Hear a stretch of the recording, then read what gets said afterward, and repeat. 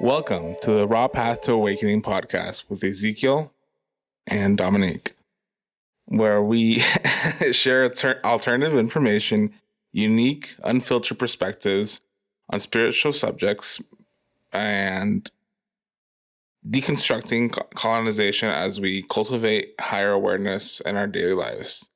In this episode, we will be diving into the history of our recent global awakening, Western counterculture, psychedelics, the New Age movement, and the differences between Indigo Children, Crystal Children, and Rainbow Children. Thank you for that beautiful introduction, Ezekiel. I tried. You did great. So for this episode, I just want to say thank you to all our listeners so far. I know we got a few. We're just getting started here. And Just getting started. I want to do a few deep breaths so that we can all get centered. Mm-hmm. So if you're driving or, doing any major machinery, you're watching this while you're working, please don't close your eyes. Just keep your eyes open. We're just going to do 3 deep breaths. So taking a deep breath in with your nose, expanding your belly, and exhaling out your mouth, relaxing your shoulders. Take another deep breath in, breathe into your heart center, and exhale out your mouth. And now we're going to take the deepest breath you've taken all day, breathing in through your nose, up into your heart, up into your third eye, and exhale out your mouth, letting it all go. So now we're reset. We're feeling a little bit more aligned with each other and with ourselves and our heart center. And we're going to kind of give you a little background on who we are and what makes us qualified to speak on these spiritual subjects. Ezekiel, do you want to start? I will start. So I would say I've been on my spiritual journey since I have been 14, 15. I've always been into alternative information. And, when I was 14, 15 years old in middle school, I would always research Alex Collier, who was an Andromedan contactee. He would, he was an individual who had contact,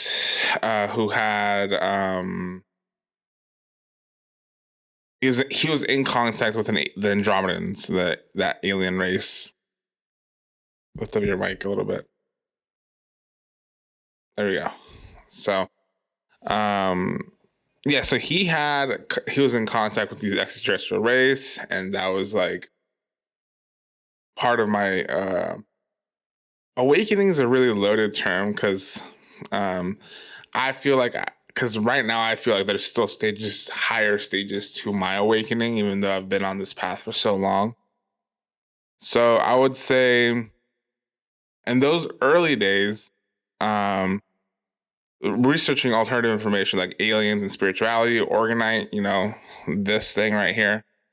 So making these that accumulate chi and life force energy. So all those things is what helped me get started when I was that age. And how old are you now? I'm 30. Big 3-0. Big 3-0. So basically, I would say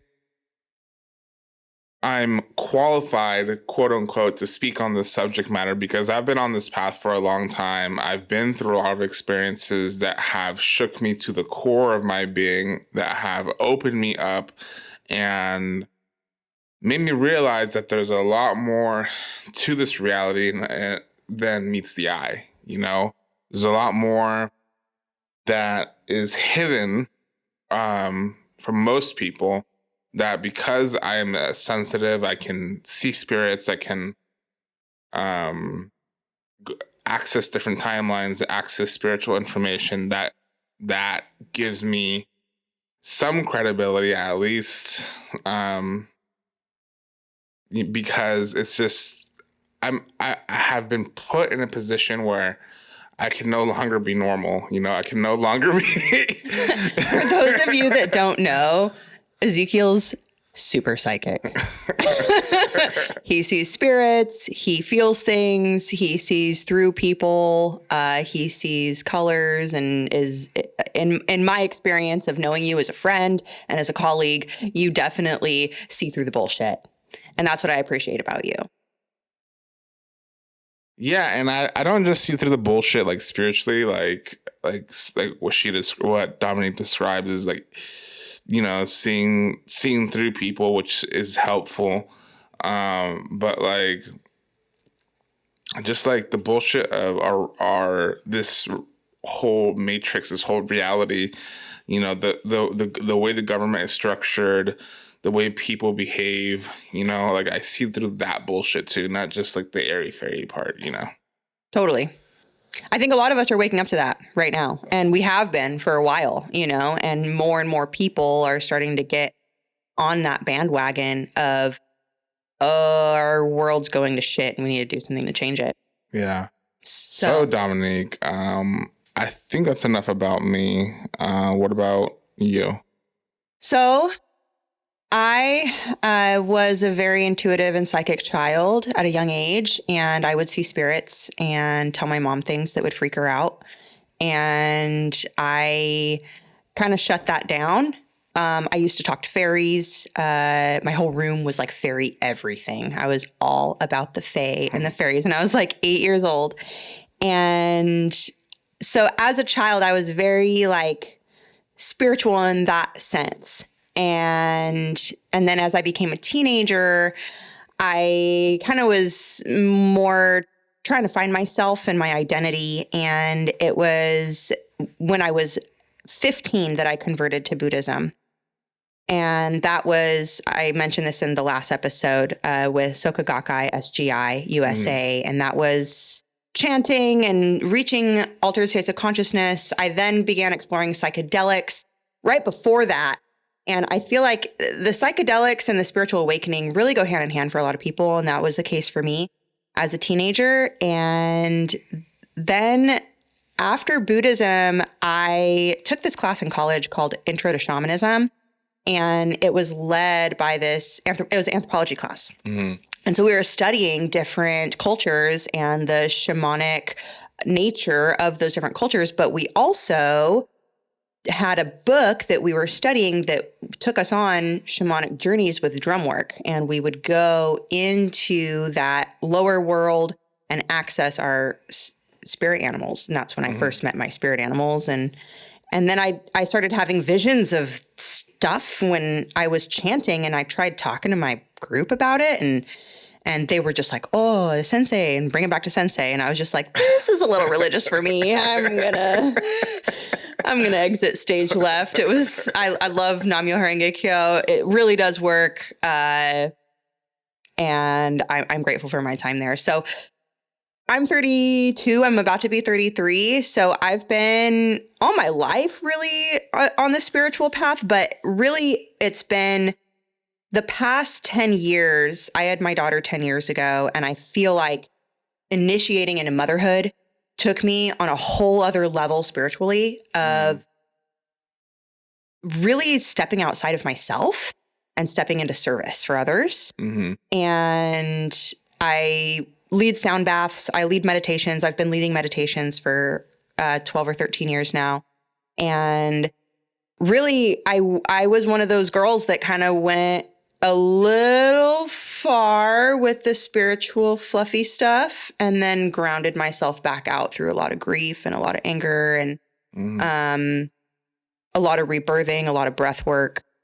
So my experience is really eclectic. It's all over the place. I've traveled the world. I've gone to different temples. I've been to, Thailand and Bali and the Philippines and Europe, and been in chapels and to cathedrals where I'm having these spiritual experiences. And I would say that I have learned through my spiritual journey that discernment is a big theme in my understanding of what's real versus what's not real. And I think that's what we're all trying to understand is what the heck is going on. And And the conspiracies, gone deep into the conspiracies and come back out again and recalibrated and really been through a lot of trauma. Like, I'm not going to sugarcoat it. Like, my life has not been like, oh, sparkly and beautiful like it has at times, but I've been through some shit. Yeah, I've seen some shit. I know.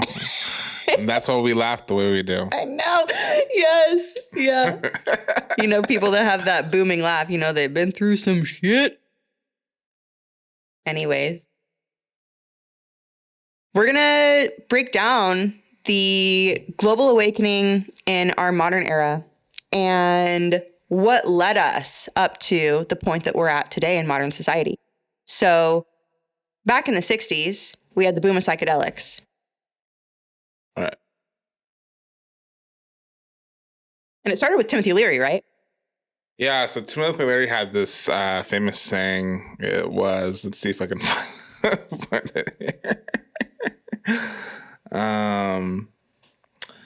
He had this saying called "Turn on, tune in, drop out" during 1967 in a speech in San Francisco before in front of 30,000 hippies, But yeah, and the 1960s was that I used to watch old videos of the 60s movement, because that's what I believe really started this whole global awakening, is when people started taking psychedelics, early in those days, and people's like pineal glands just started to go boop, boop, boop, boop, boop, just popping everywhere, Mm-hmm. Yeah, so Timothy Leary co-authored a book about psychedelic drugs. He founded the League of Spiritual Discovery. He claimed that LSD was a holy sacrament, and he's actually the reason why so many people, all the old heads from today are like we're really into acid. We're really into that counterculture movement. Like, he's the one who was like the leader, the person who pioneered all Well, this. Him and Richard Alpert, right? It was Timothy Leary and Richard Alpert, and they started these studies, right? So Timothy Leary was a psychology professor at Harvard, and he first tried psilocybin mushrooms in 1960. Mm-hmm. And then from that experience, he joined forces with Richard Alpert, and then they did a study on psychedelics and psychology at Harvard University. And then he got fired by 1963 because parents and everybody was like, whoa, whoa, whoa. Like, you can't just do this. Like, you're out of here, bro. And so they kind of took these different paths where Richard Alpert is now widely known as Ram Dass. And if you've read the book Be Here Now, or have you heard of Ram Dass? He died a few years ago, right? Yeah, he died in 2019, I believe. Yeah. So Ram Dass, if you look at pictures of him too, like, he straight up looks like an Indian guru. Dude's white. He just went to India as a tourist and then ended up meeting the Maharaji Neem Karoli Baba. I might be totally slaughtering that name, but also known as the Great King by his followers. So he met his guru, and then that is what led him to his spiritual awakening. And he went on to be a really huge influence in the counterculture and the spiritual movement leading up in the 70s, 80s, 90s. Yeah, I felt like Ram Dass, whatever process he went through his spiritual awakening, he, when I see his picture, I'm like, oh yeah, that's his pure spirit. That's very pure. That's what I see. I see his picture, I'm like, clear channel. It was like a clear channel. Totally. And then we've got Ken Kesey, and he was another key player in the 60s, where he believed psychedelics would change the world and society if enough people took them, kind of like the 100th monkey experiment, where if you have 100 monkeys and they all figure out the same trick or tool, then the monkeys on the other island, or maybe it's 1,000 monkeys. Don't know the number of monkeys, but basically, if a group of monkeys on one side of the island or another side of another location, another part of the world does something and somehow telepathically or somehow another group of monkeys They'll pick far up. away will pick it up. And it's like collective consciousness. Collective consciousness, yeah. And this is where we get into the global awakening and the momentum that we're feeling today in 2023. I still feel like the 60s was like 40 years ago. And I'm like, wait, no, that was like 60 years ago. That was a long time ago now. Yeah. Yeah. We're officially in the 2020s. 2020s, yes. So the New Age movement was then born in the 70s, which it's the New Age is this conglomerate of eclectic spiritualities, and it's really morphed and changed, wouldn't you say, over the years? It has definitely changed, and I feel like there was times where psychedelics were a big focus, and then there was more so of the deities and the angels, and then more of the yogic stuff and the breath work. And right now, it's a lot of breath work and ice baths. That's that are real big right now. But I believe in the 70s. Don't know what was the main focus there, because each during this whole global awakening, like certain key aspects of spiritual work are highlighted, you know? Well, in the 70s, I think a lot of people came from Eastern cultures. I know in Buddhism, a lot of Buddhism was brought over in the 70s and the 60s as well. And a lot of that actually was from Japanese wives marrying American men back in Japan and then bringing over these Buddhist teachings. That's actually how the Buddhism that I practice was spread. And same with yoga or other Eastern traditions are being brought to the West, because our Western society people were starting to realize we're sick. We're sick in the head, man. Yeah. We got to fix it. And so they're bringing over these other methods. And then in the 80s, it was gaining momentum. And by 1987, there was the harmonic convergence, which was the name given to the world's first synchronized global peace meditation. And I know that several Buddhist groups still do these synchronized global meditations. And it's like that 100th monkey of, if enough people are praying for the same thing at the same time, it's going to affect the collective. Yes. And so this idea that collective consciousness is powerful, is real, you do have a power to influence others. And are you going to use that power for good? Or personal gain? I mean, it's kind of hard to, if we are improving ourselves and, healing ourselves and getting healthier, like letting go of resentment, just letting go of a lot of things and becoming more pure. The more pure you become, the more of a clear channel you become. Exactly. The better you'll just be more aligned to do good things, Exactly. And to be a good person and to contribute to the collective, whether that's through meditation, breath work, or like if you're someone like me, like I've been really seriously thinking about feeding the homeless, like at some point, like getting into those networks where you help feed the homeless, and that's what I feel is like humanitarian work. For me, is also part of what my spiritual path is. Absolutely. And also speaking up for injustice, social injustice. Right now, we've got so many people across the world, not only in Gaza, but in the Congo and many other places that are oppressed. And I've noticed, and I've been taking notice of the spiritual teachers and people, especially on social media, that are not saying a word about the social injustice happening and the thousands of lives that are missed.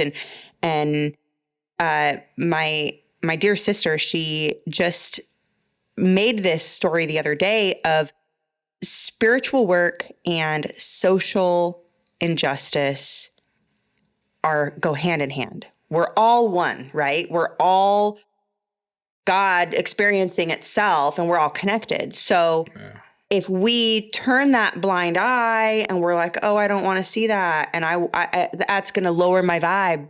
That's going to lower my vibration. To think about that, 'cause my dad actually said that to me. He's like, quit thinking about that low vibrational stuff. Like, it's going to just focus on yourself. And, I can't look away. Yeah. And I can't not speak up about the atrocities that are happening. And I'm not supporting Hamas in any way, but I am supporting the children and the women and the Palestinian people, and praying that the Israeli people wake up and are not so supportive of bombing these innocent people. Yeah. You also have to take into account that Israel has so much propaganda, like Totally. so much propaganda. And we've been getting more and more information about what actually happened on the 7th. You may disagree with me on that, on stuff like that, but there was some evidence that came directly from Israel saying that what happened on the 7th was a lot of friendly fire. Friendly fire? Yes. What does that even mean? Like, friendly fire means that you're attacking your own people. Oh. Yeah, that's what that means. So it was an inside job. Just like 9/11. Well, that's part of it. And they also knew a year ahead of time that what Hamas's plans were, like a year ahead of time. But they didn't do anything, Right. How can... And a lot of misinformation. How can Israel, one of the most powerful militaries in the world, backed by the U.S. government, be like so caught off guard? Well, and to be so defensive and afraid that Hamas. So I've had friends reach out to me that are Israeli and are very much like saying that from the other side, that Hamas pledged to genocide the Jews. And so that's their whole thing, is like, oh, we're defending ourselves and we're never going to let this happen again, of what happened to us back in the 30s with the Holocaust and 40s.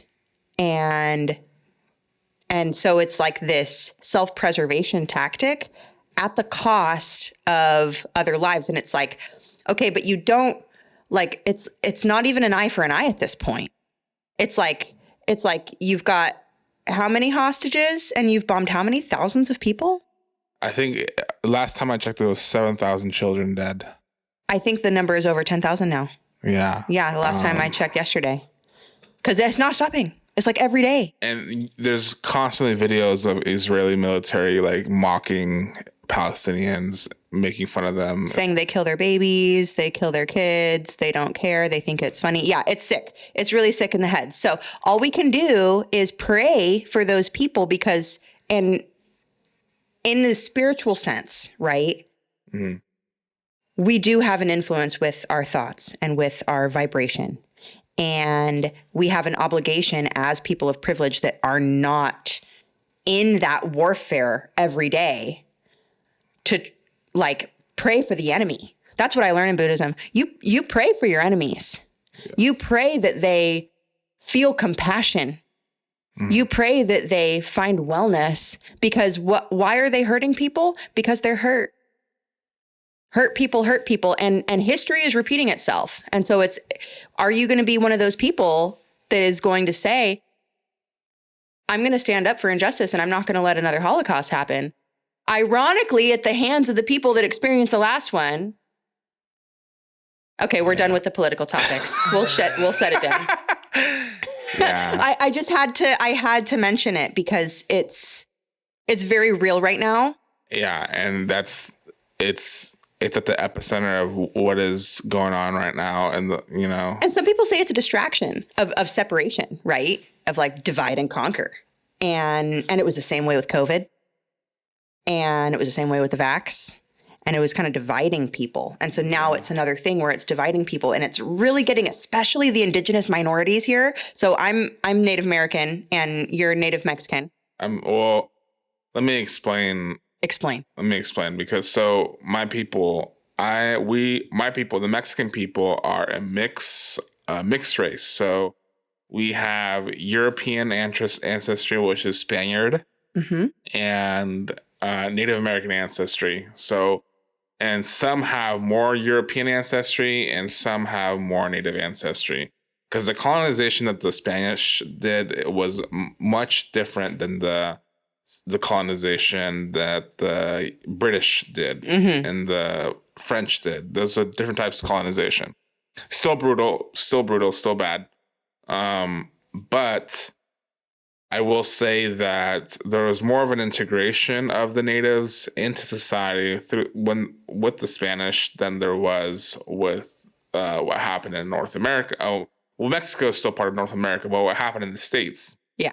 In the States, it was more about eradication and just killing as many natives as possible. Putting them in reservations, separating them. So, in Mexico, it was more about putting people in a caste system where the Europeans were on top, the mestizos. I'm a mestizo, mixed blood. I've done my ancestry. Dominique doesn't want to do it. You will never get my DNA. I don't care. They can clone me all they want.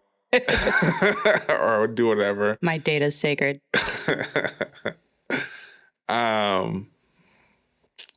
So anyways, I've done my ancestry, and it says 50% Native American from like Zapopan, Jalisco, right? Jalisco area, like all that area. So if I had to trace my ancestry back, it would be from... I think you're Mayan or Aztec? Chichimeca tribe. Oh, Chichimeca. Chichimeca used to... What's the Chichimeca? Chichimeca used to actually trade with the Aztec Empire, but they were a nomadic tribe. They had areas where they would travel, you know? So, yeah, in Mexico, it's not just Mayan and Aztec. There's Comanche, there's, what's it called? Not Comanche. Chichimeca, Mazatec. There is... there's one that starts with a Y. I forget that tribe, but they're like a deer tribe. So there's a lot of different tribes. But Huichol? That's another one. But the Huichol actually go by Huixarica. Okay. So the Huichol, they themselves call themselves Huixarica. Got it. Just like the Navajo call themselves Dene. Right. But, you know. Apache Nde, exactly. And so on and so forth. Yes. And I'm Native too. I'm a registered tribal member with the Klamath and Modoc tribes, and I'm a city Indian. I mean, I was born and raised in the city. I didn't even know my Native grandma until I was, I think in my 20s. Was when I met her for the first time. Yeah. And my mom was raised by her white grandparents, and so I'm what they call a whitewashed Indian girl. Yeah. And I am mostly white. I'm mostly German and French and Italian. Actually, the same amount Italian as I am Native. So. My full-blood grandma was Indian, and then her partner was Italian. So we're mixed bloods. We're really I'm like the North and you're the South, you know? Yeah. I will say that a lot of my people, the Mexican people, we're right now, we're reconnecting back to our indigenous roots. We're trying to decolonize, and it's interesting that the Chicanos, the people who have parents who migrated to California, Texas, all these, the 50 United States, but a lot of the southern states.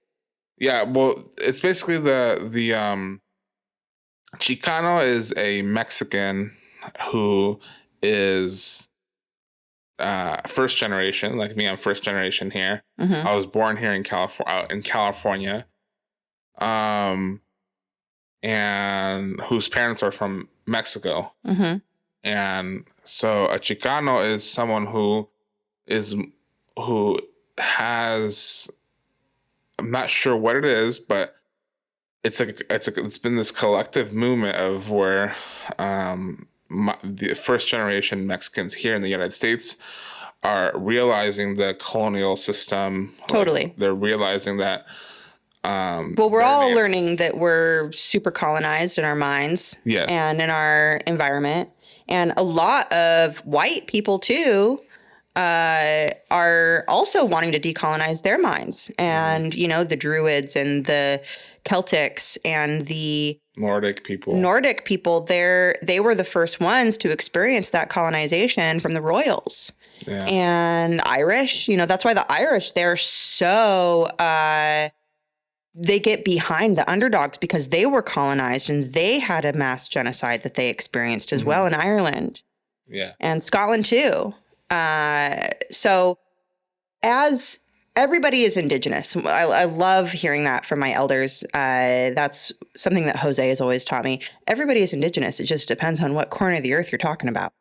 And if you're a descendant of an immigrant, it is very important to recognize the indigenous people whose land that you occupy. We are currently on Chumash land. Yes. And give reverence and respect to the Chumash that have lived here for over 10,000 years, I think is what their legends say. Yes.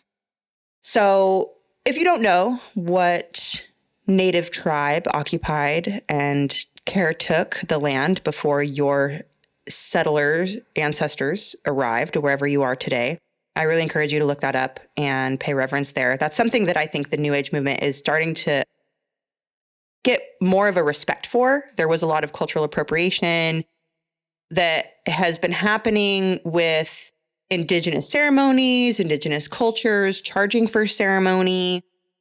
I started going to sweat lodges when I was in my 20s, right? Yeah. And I've been to a lot of different styles of lodge, and there's definitely, you know, the Rainbow Lodge, which is kind of not traditional. And there's people out there that, you know, charge. And the way I was taught is you don't charge for those ceremonies. That's why in a lot of my events, unless it's a very specific workshop, I like to always do donation base. Yeah. Because there is an overhead and there is, you know, energy and there is an energy exchange. And usually when you go to Sweat Lodge or whatever, you give a donation at the end. Like, yes. It's kind of disrespectful not to. Mm-hmm. We're getting a little off topic here, but we can segue this into the Mayan calendar. So we're talking about these indigenous cultures, right? And in 2012, we had this, you know, great awakening, the end of the Mayan calendar. I remember being like, oh my God, is the world going to shut down? Are the aliens going to come and save us? What's going to happen? Yeah, me and my friends, we did psychedelics that day. Nice. December 21st? Yes, we did. I threw a big mountain party in Ohio. We did psychedelics and we called it Shrooms Day. Nice. Instead of Doomsday. Love it. Love it. Yeah. And yeah, that was a magical day because something was happening that day because I was on mushrooms and I could feel like the whole world, the whole reality was shifting, you know? Well, and our collective consciousness was all gearing up for a transition. Yeah. And I was actually pregnant when that happened. I was about 3 months pregnant at that time. And what I learned later on, I want to give a little plug to Jose Munoz. He's taught me a lot. He is a Mayan from the Chorti tribe in Guatemala. And I've done a lot of ceremonies and cacao ceremonies with him and whatnot. And he's taught me a lot. He is a timekeeper. And something that he has mentioned is that, you know, the calendar is circles and cycles. And it's the ending of a big cycle. And it's the beginning of the next big cycle. Yes. And it's if you think of it as like wheels, right? It's like these wheels in like a clock and they're moving and there's little ones and there's bigger ones and there's even bigger ones and they're all moving together like cogs in a wheel. And in 2012, that was the beginning of the next large cycle. And so Jose is the carrier of this calendar of the next Mayan calendar, which is called the sixth sun. Yeah. And it's that coming together of humanity as one. It's the letting go of the old ways and also integrating the aspects of the old ways that are beneficial for us that we've forgotten. But we're all one human race. And with so many mixed bloods, so many people that are, I'm a little bit of this and a little bit of that. And, we're not secularized into races as much anymore. Like, we have predominant races that we appear as. Yes. But especially in America, we're a melting pot. So this next Mayan calendar that started in 2012 is really this resurgence. And if you want to learn more, please look up my brother, Jose Munoz. He's just fantastic. He does calendar readings and all kinds of great stuff. And also the Kali Yuga. So we were researching this, the Age of Aquarius, right? The Kali Yuga. So yeah, there's a lot of different schools of thought when it comes to the different time periods that we're in, different cycles that we're in, the cycles that are ending, and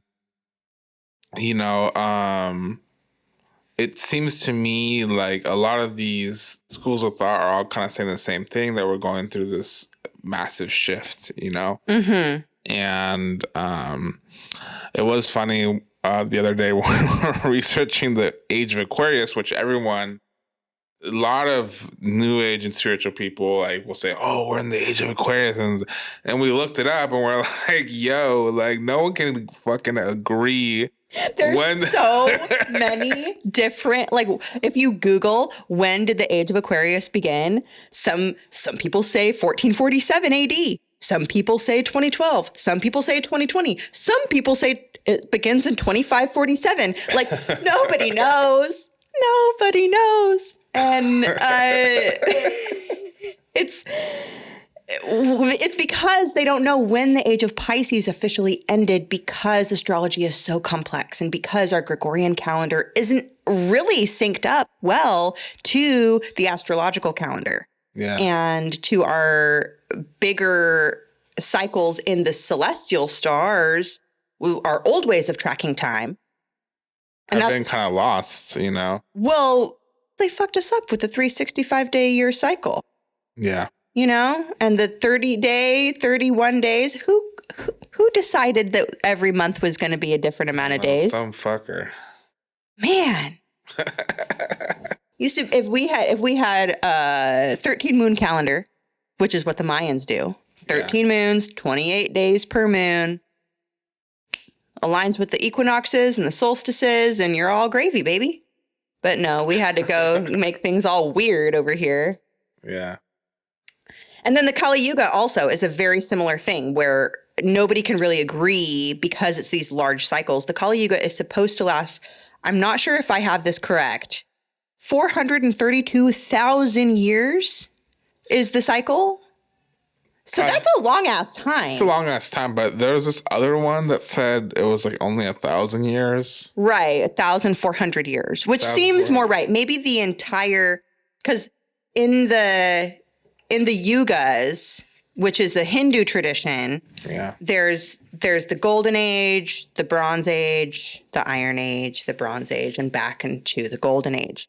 And they're the different yugas. So if you're interested in learning more about that, we are said to be in the Kali Yuga, whether it's the beginning or the end, I'm not entirely sure, but we're supposed to be bringing in this next golden age of humanity that's coming. That I don't know about. They're going to get dark before they're going to get better. Right. And we're feeling that right now. With COVID, with the Ukraine, with what's happening in Israel and Palestine, all these events, seemingly totally 2020 shit show, and just a lot of war, and then genocide. It's just a lot of shit has happened, and it doesn't seem to be stopping. And then we have little incidents like the submarine thing, the massive flooding. Then there's like the fire. There was a fire not too long ago, like the other day, in Santa Paula. Oh yeah, no, I saw it driving home. Yeah. Yeah. So just a lot of that was little. But I'm just saying there's a fire season now in like California and Oregon, especially Southern Oregon, is just smoky fire season in the summertime. There's the fire in Hawaii. And earthquakes. Yeah, Maui fire. That was super. A lot of people are still displaced from that. And they haven't been receiving the aid that, everybody's kind of distracted and kind of forgot about Maui. Yeah. So what I'm trying to say is that there's been a lot of different events and just jam-packed in these past 3 years, Well, and essentially right now, what we are experiencing is the end times. And that's something that in the Bible, Revelations talks about, and that we all collectively can kind of feel it. I don't know about you, but I've been getting visions since 2010 that our society is going to collapse and that I'm going to need to know survival skills. I'm going to need to know how to identify plants. I'm going to need to know how to make fire. And the electricity is going to go out. I've had multiple dreams. Electricity don't work no more. I keep having dreams that I'm in a war with an alien race, either the reptilians or the insectoids, and then I have other dreams that society has collapsed underwater, and I'm surviving, like if you guys have ever played the game Fallout, where it's basically this game is set in a post-apocalyptic world where the bombs did fall, the nuclear bombs did fall all around the world. And this game is set 300, 200, 400 years, I don't remember how long, after the bombs. And people are just surviving, But I've had dreams like that. So I have had like kind of post-apocalyptic dreams. Yeah. My first vision. So I've had like visions. Like this is like in my waking moment, I see things completely differently. And I don't know, maybe it's like a timeline blip where I'm like seeing another timeline play out and maybe I'm seeing the future. Mm-hmm. I still don't actually know what it is. But the first time I had it, I was in the Philippines and I was in this mega mall in the Philippines. Yeah. And I was like 20. And it was when I was doing all my meditation and my ascension work, and I was connecting with my angels and doing yoga every day and really in tune and developing my third eye. And I would be in these malls and I would see these flashes of it being a ghost town, being desolate, being like creepy. That is different. And I've had that happen multiple times when I'm in major cities. When I was in Rome, I legit felt all of the corruption that was bred there. And it literally made me sick. I got food poisoning, but I really was also spiritually feeling like I got food poisoning. My dad and I got food poisoning. Let's be real. But that, I feel like it was initiated as well from, I was in the Coliseum. I couldn't even step foot in there. Yeah. It still makes me want to yak. So, and I know other people have been feeling this too. I know that it's a collective thing where we feel like, okay, something's coming. Like these animals, that are can feel it before an earthquake happens or a storm, and they're getting all antsy and they're like, what are we going to do? A lot of us sensitives feel that. And that leads us to the 144,000 light workers. Yes. Do you feel like you're one of the 144,000? I really don't care, honestly. I feel like I'm, okay, this is what I think. I probably am, but at the same time, I don't want to be, because of what I've been through, in the mental hospital, losing control of just being the shit through I've been through, I'm like, I don't know if I want this. Like, I don't think so. Like, Totally. but obviously I signed up for it like when I was in spirit, and I was like, let's go down there and let's fucking sign my name on the dotted get line. psychotic, you know. You know, it's been hard, you know, and I probably am one of those light workers. It's just. So for those that are listening that aren't familiar with this 144,000 light worker thing, the book of Revelations in chapters 7 and 14 and in the Emerald Tablets speak of a prophecy that tells of the incarnation and arrival of 144,000 light workers that will save the world during the end times. These individuals will possess the ability to see through the veil of darkness and dispel it. By doing so, they will prepare the world for a new era of peace and prosperity and the second coming of Christ. The Emerald Tablets speak of these same 144,000 light workers that will eventually help humanity lift the veil of consciousness. So some of the symptoms of being one of these light workers is feeling like you don't belong, is feeling like you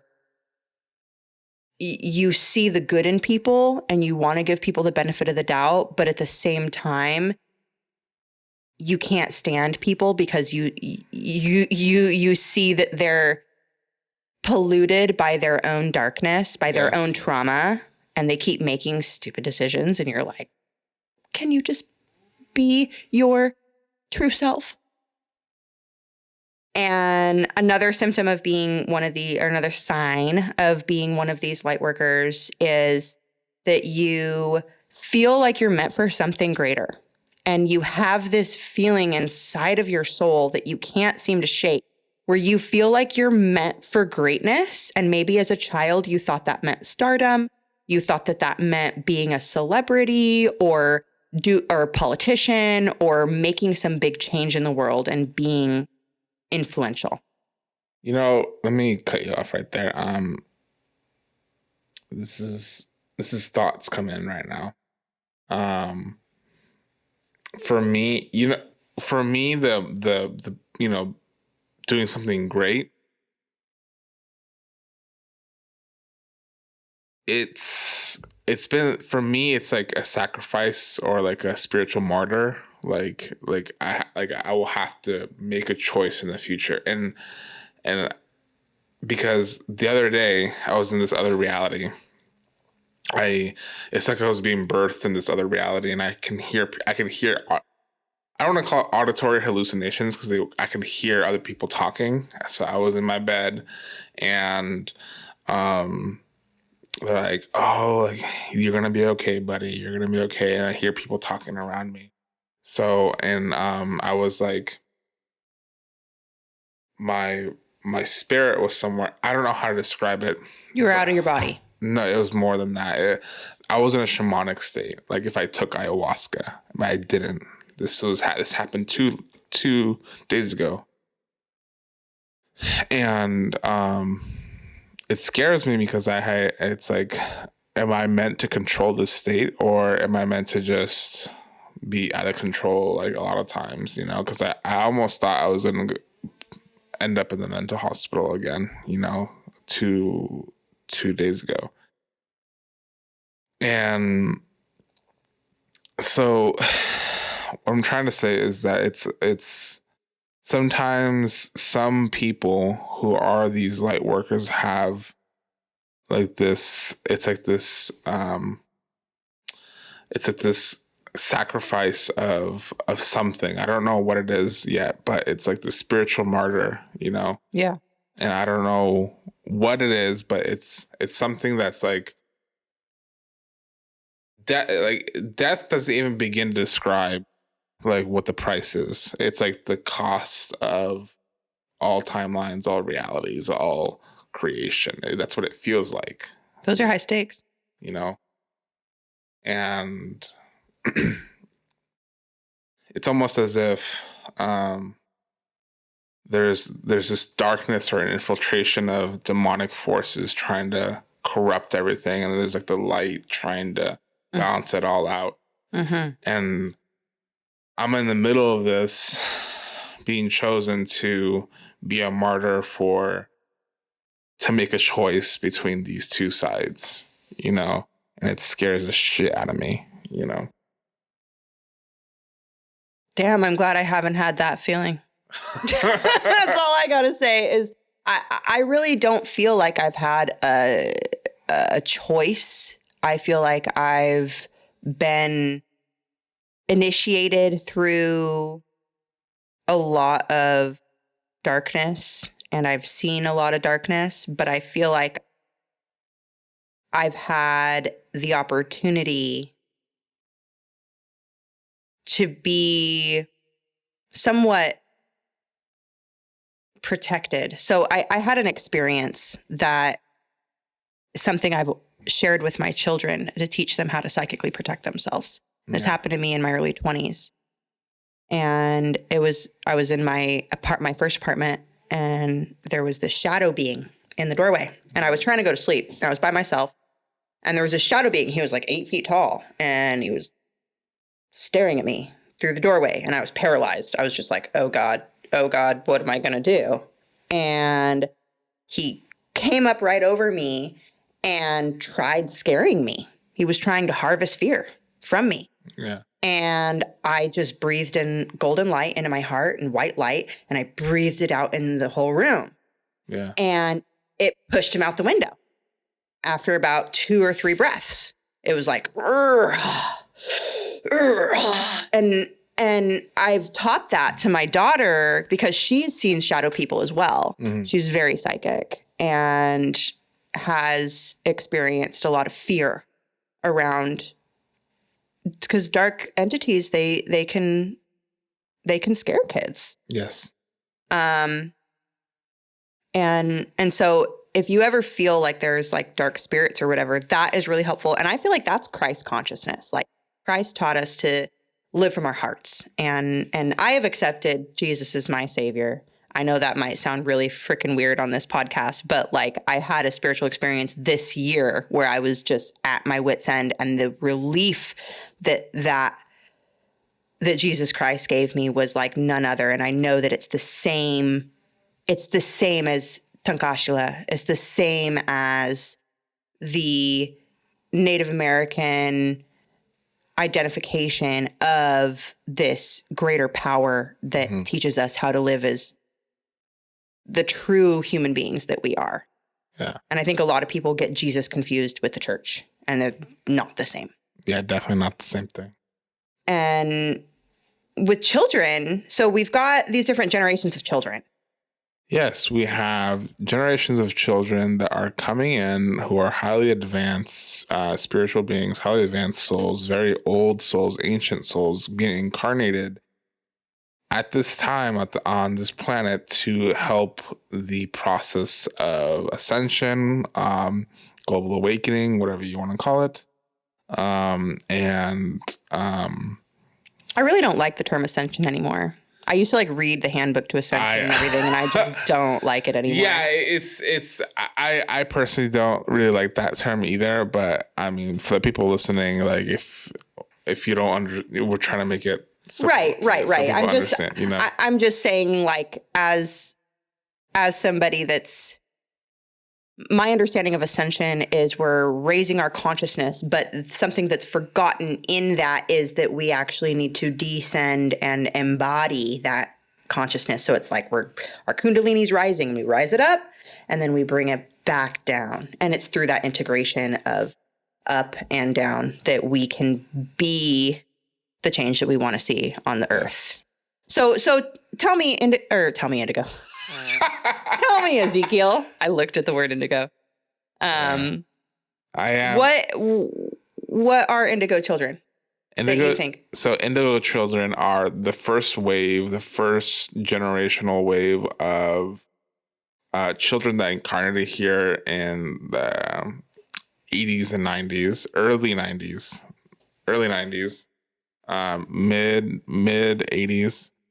And they're not all millennials, but a good portion. There was a big wave, a good portion. And Gen Xers. And some of the end of Gen X. Because Gen X, I think, really ended in the 80s, right? I'm not sure on that. That's my understanding, is that Gen X was until about 88, and then the millennials kind of started. Or maybe maybe it's 85. Part of Gen X and millennials are, a lot of them are Indigo Children. And actually my psychic friend, Judy Williams, who I haven't seen in over 9 years. She's from Ojai? She was, but then she moved up north, and I haven't seen her since. I don't know if she's even still alive. She was an older lady. She was like 70 something, 80 something. 10 years ago. Yeah, I think I'm not sure if I'm not even sure if she's still alive, but she is what got me into the crystal skulls, and she is the one who told us about the Indigo Children and Crystal Children. The Crystal Children, the Rainbow Children. So there's other generations that I'll get into right now, but she would tell me that the Indigo Children had a shield on their heart and because she was a very incredibly powerful psychic, Judy Williams was, and she could see that the Indigo Children had a indigo shield on their heart and could physically see that being, that person, their archetype, like their structure of their soul archetype. Yeah. And they were indigo and aura, right? It was or an indigo shield, you said, over their heart. Indigo shield, and they also had, an indigo aura. Right. So, but not all indigos are all the same. When she did indigos are also sensitive and psychic usually. Yes. And some are indigo crystal hybrids, which have a crystal, which she saw physically, like a literal crystal and shield, like combined. Okay. That's how she would describe in the heart. In the heart, right here. So those were that's how she described me, as an indigo crystal hybrid. And she said she found a few. There was far and few between. There's a few of those, but so there's also the Crystal Children, which are if you could look what timeline that was on your computer. The Crystal Children are early 2000s to 2010. Okay, so what I want to say about the Crystal Children, if you thought, so the Indigos in general don't listen to authority. Like, they're rebels. They're highly resistant to authority. But if you thought the Indigos were resistant to authority, like the Crystals are like all too, like, they're like extreme. They will not listen to authority. Like, they will dress beat up to their own drum. They will just dress up the way however they want. They will like, they don't give a fuck. Like, they will look, they don't care if they look weird. They don't give a shit. Like, they will just do whatever they want. And a lot of older generations will call them weird, will say that they're lazy, because they don't see the reason why they should have to work a 9 to 5. They want to be YouTubers. They want to be like influencers, because that they know that's really where the money is. Exactly. And you're able to live your purpose. Exactly. Right? So and share consciousness with others. And then we've got the Rainbow Children, and those are the ones that came after about 2010 and into now, into the 2020s. Yes. And so not everybody born in this time frame, not every millennial is an indigo, not every Gen Z is a crystal.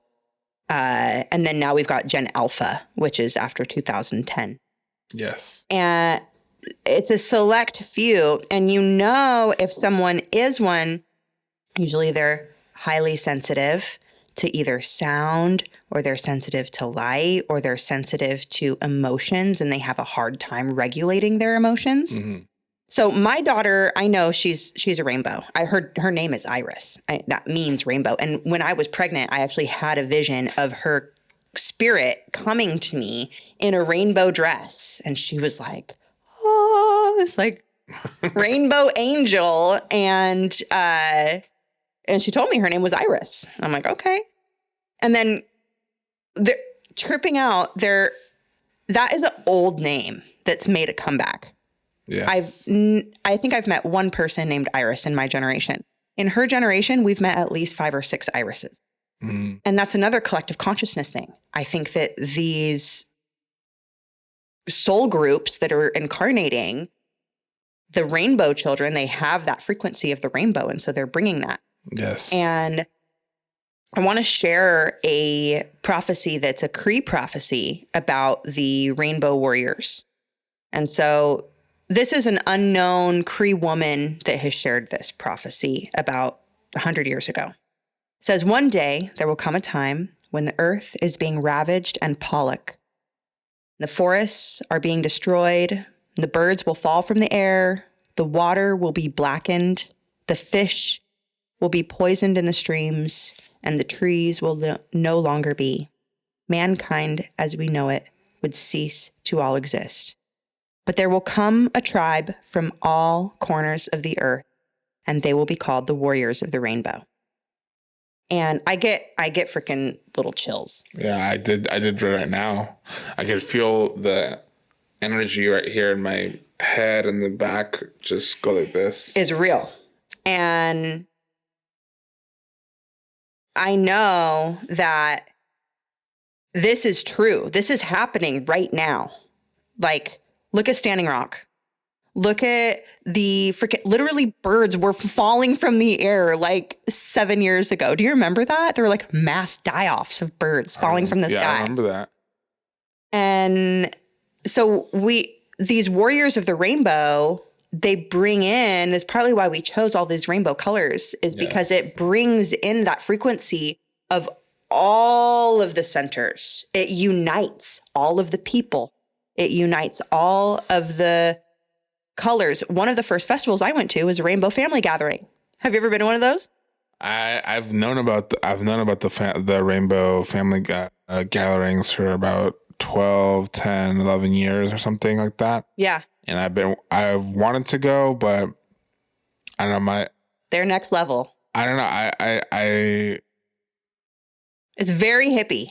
It was very hippie. Very hippie. I just haven't got the time. I have a lot of stuff going on. Totally. Yeah, no. That was the first festival I ever went to. Before I was into like Burning Man, I was a burner. I was into festivals and I was that festy girl of fire dancing, all the things. Yeah. And before that, I went to the Rainbow Family Gathering and dude, the freaking rainbow people, like you've got these little kids that are naked in the mud with dreadlocks, throwing it, like making stick mud pies. And you've got like elder grandma over here, like washing dishes in this like sticks made with the tub built out of a log. Like they literally use all the materials that they find there to create a little mini village, or I guess a large village. There's bridges over streams that people make. There's little signs written on, they write on like wood to make signs rather than using mass produced cardboard or paper, anything like that. And one of the things says, work is love made visible. And it's really, there's no electricity. There's no, subs, there's no music that's other than drums and songs and rattles, and it's very grassroots. And oftentimes you have to hike your way in. And if you ever go to a Rainbow Family Gathering and you get to A camp and they're like, oh, A camp's the best camp, don't stay. Beware. I did that the first night and we're like, all right, well, it's like a 7-mile hike in. So, I guess we're just going to set up camp here for the night. And like, dude, it's called A camp because they're alcoholics and they're not allowed in. So there's no alcohol allowed at Rainbow Family Gathering. And the freaking alcoholics say A camp. And it's like a hazing or something. Like they were up all night, drunk over the fire. Like, oh my God, it was terrible. And then once I got into the actual gathering, I was like, okay, this is what it's about. Yeah, so the rainbow and the rainbow kids, I think they're this next generation that are bringing that prophecy to fruition. Yeah. Yeah, it's interesting that you say that the water will be black and trees will be dead. That kind of sounds like after a nuclear. Well, it's also after capitalism. I mean, the Earth. I mean, I know that there's a lot of pollution. There's a lot of plastic right now, but like, that seems a bit over. Like more like that seems like after like something really bad happened. Like, so We didn't say all the water will be blackened. you know.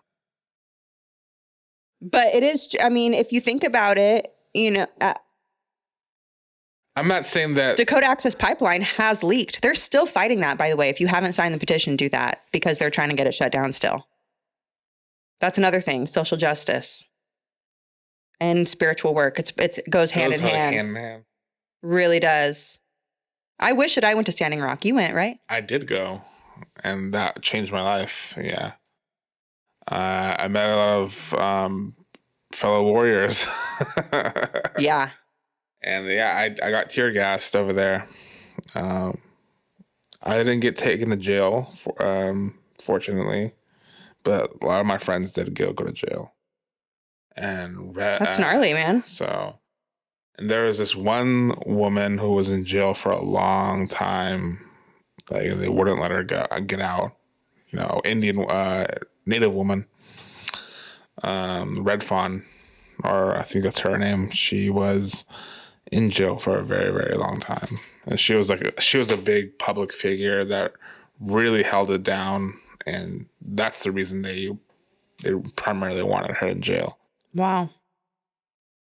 Yeah, there were a lot of really influential people out there, a lot of ceremony happening out there. Yes. I was part of the Black Lives Matter protests out in Portland. And when I was out there, one of the things that stuck out to me the most was before the protests got really gnarly, in the beginning, before the sun went down, there were these natives that were out there with their hand drum singing songs and saying this, like, this is our land. Your time here is done. It's time to back down. Yeah. And I felt it in my bones, man. I was just like, oh shit, this is powerful. Yeah. And, that's what it's about. You know, it's about shifting the paradigm, and sometimes you got to push back. Mm-hmm. And it's hard for people with families. Like as a mother, like I was out there and there was like the line of moms. Hey, I think we had to wrap it up. Yeah. Anyways, I really feel like the global awakening that's happening right now is just gaining momentum. And you're right. Things are going to get worse before they get better. Exactly. So we got to brace ourselves, but also be hopeful that we can shift. Mm-hmm. And the change that we seek needs to happen inside of us before it can happen outside of us. Yeah. We can't be full of darkness and icky stuff inside of us and expect to make a difference outside. Yeah. In a positive way. And if we try to do that, make a positive difference while we're still going through some stuff, it's not going to reflect well, you know? Well, I feel like it's never ending. Like there's always going to be more stuff for us to work through. Of course. But there is you have to let go, you have to purge, you have to clear and cleanse and constantly be renewing ourselves in order to be in alignment with the next trajectory. Mm-hmm. And finding your purpose. It's a lot of people out there are looking for their purpose right now. And that's one of the reasons I think we're doing this podcast is also just to share really just different perspectives and also get, if we help anybody through this podcast, I think that'd be something that'd be really good. Yeah. Really good, you know? Please comment below with any insights that you have of anything that we've been talking about, any experiences you might have had. Do you think you're an indigo, crystal hybrid, rainbow? Do you resonate with being one of the light workers? And please like and subscribe our channel. I'm really excited to be, doing this. And if you have any feedback, constructive criticism, please don't be mean. Yeah, so you can find us on Instagram, Spotify, and on YouTube. So if you want to subscribe to the channel, we're gonna put our links here and our handles, so you can follow us. And if you have anything else to say to close it out.